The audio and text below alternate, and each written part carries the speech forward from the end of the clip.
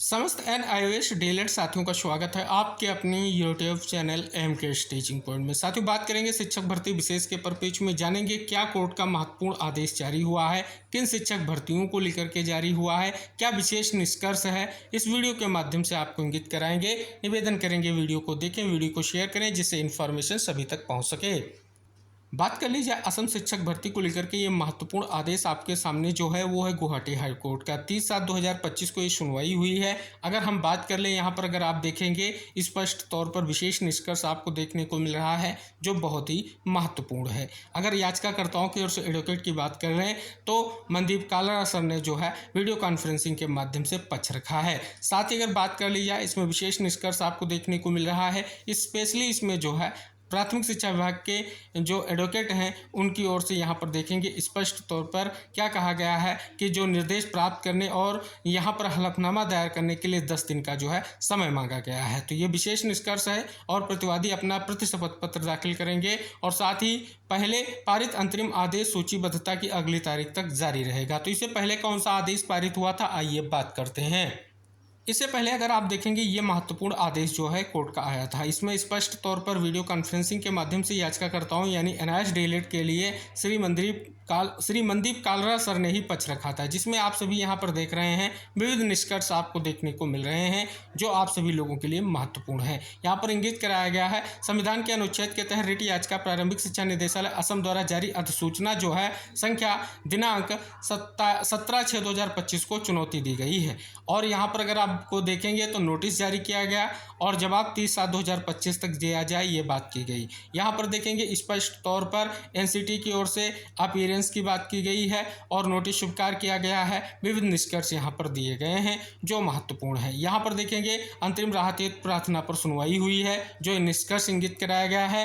साथ ही याचिकाकर्ताओं के विद्वान वकील श्री कालरा ने प्रस्तुत किया कि सभी याचिकाकर्ता सेवारत शिक्षक हैं जिन्होंने राष्ट्रीय उच्चतर माध्यमिक विद्यालय से मुक्त और दूरस्थ शिक्षा मोड के माध्यम से प्रारंभिक शिक्षा में 18 महीने का डिप्लोमा जो है उन्होंने इंस्टीट्यूट ऑफ ओपन स्कूलिंग से किया है और जो है 10/8/2017 से पहले वो कार्यरत हैं, जैसा कि आप यहाँ पर निष्कर्ष देख रहे हैं। यहाँ पर अगर बात कर रहे हैं प्राथमिक और उच्च प्राथमिक सहायक शिक्षकों के 55 रिक्त पदों को भरने को लेकर के जो आवेदन आमंत्रित किए गए थे वो उनके परिप्रेक्ष्य में निष्कर्ष दिया गया है जो विज्ञापन 26/12/2023 को जारी किया गया था। यहाँ पर अगर आप देखेंगे 2/1/2024 को प्रतिवादी अधिकारियों ने मनमान्य ढंग से एक अयोग्य ठहराने वाला जो है नोटिस जारी किया जिसमें NIOS डीएलएड 18 महीने की डीएलएड वाले उम्मीदवारों को शामिल नहीं किया गया। तो यहाँ पर अगर आप देखेंगे जो 28/11/2023 का फैसला है उसकी बात की गई है। और साथ ही अगर बात कर ली जाए यहाँ पर विशेष निष्कर्ष दिया गया है कि 17/6/2025 को विज्ञापन संख्या A और B के अनुसार चल रही भर्ती के तहत दस्तावेज सत्यापन के उद्देश्य से विवादित अधिसूचना जारी की। तो यहाँ पर अधिसूचना में जो विशेष निष्कर्ष दिया गया है उसकी बात की गई है। आगे इंगित कराया गया, उन्होंने कहा कि अधिसूचना के अनुसार उम्मीदवारों को 6 दस्तावेज प्रस्तुत करने के लिए कहा गया था जिन्हें माननीय सर्वोच्च न्यायालय द्वारा आदेश पारित करते समय प्रस्तुत करने के लिए नहीं कहा गया था, जैसा कि ऊपर जो है बताया गया है। आगे यहाँ पर देखेंगे माननीय सर्वोच्च न्यायालय के आदेश का पालन किए बिना ही उम्मीदवार को 6 दस्तावेज प्रस्तुत करने के लिए कहा गया था जो याचिकाकर्ताओं के लिए ऊपर बताए गए कारणों से दाखिल करना संभव नहीं था। याचिकाकर्ताओं के पास केवल उनके अनुभव प्रमाण पत्र हैं जो माननीय सर्वोच्च न्यायालय के दिशा निर्देश के अनुसार उनकी उम्मीदवारी पर विचार करने के लिए आवश्यक एकमात्र दस्तावेज या सत्य। उन्होंने आगे कहा आज सूचना के अनुसार सत्यापन 8/7/2025 तक पूरा हो जाएगा। उन्हें आगे कहा यदि सभी याचिकाकर्ताओं की उम्मीदवारी केवल बाहरी दस्तावेज न प्रस्तुत करने के आधार पर खारिज कर दी जाती है, जब याचिकाकर्ताओं ने पहले ही अपना वैध योग्यता और अनुभव प्रमाण पत्र प्रस्तुत किए हैं तो याचिकाकर्ताओं के साथ बहुत पक्षपात होगा। तदनुसार यह प्रार्थना की गई प्रतिवादी प्राधिकारियों को वर्तमान याचिकाकर्ताओं की उम्मीदवारी को अस्वीकार करने, अयोग्य ठहराने या विचार करने से हटाने सहित कोई भी प्रतिकूल कार्रवाई करने से रोका जा सकता है केवल इसी बाहरी दस्तावेज को प्रस्तुत न करने के आधार पर। तो यहाँ पर ये निष्कर्ष आप देख रहे हैं। तो संचालन पर रोक लगाने की जो प्रार्थना की गई है उस पर पेज में यहाँ पर निष्कर्ष दिया गया है। आगे देखेंगे, आगे जो निष्कर्ष इंगित कराया गया है, जो प्रारंभिक शिक्षा के एडवोकेट हैं उन्होंने दलील दी कि याचिका से स्पष्ट की वर्तमान याचिका केवल इस आशंका पर आधारित की याचिकाकर्ताओं की उम्मीदवारी पर राज्य प्राधिकारी द्वारा अस्वीकार की जाती। हालांकि किसी भी आशंका का कोई प्रश्न नहीं है क्योंकि अभी तक किसी उम्मीदवार को अस्वीकार नहीं किया गया है। उन्होंने आगे दलील दी अद्यतन सत्यापन की तिथि 8/7/2025 निर्धारित है, फिर भी दस्तावेजों के सत्यापन के 4-5 चरण होंगे और जो उम्मीदवार अपने दस्तावेज प्रस्तुत करने में विफल रहे उन्हें दस्तावेज उपलब्ध कराए जाएंगे। आगे देखेंगे स्पष्ट तौर पर आप देख रहे हैं 17/6/2025 की अधिसूचना के क्रियान्वयन और परिवर्तन पर कोई रोक नहीं लगाई जा सकती। उन्होंने यह भी प्रस्तुत किया कि राज्य प्रतिवादी प्राधिकारियों के सभी निर्देश प्राप्त करने के बाद अपना विरोध पत्र दाखिल करें।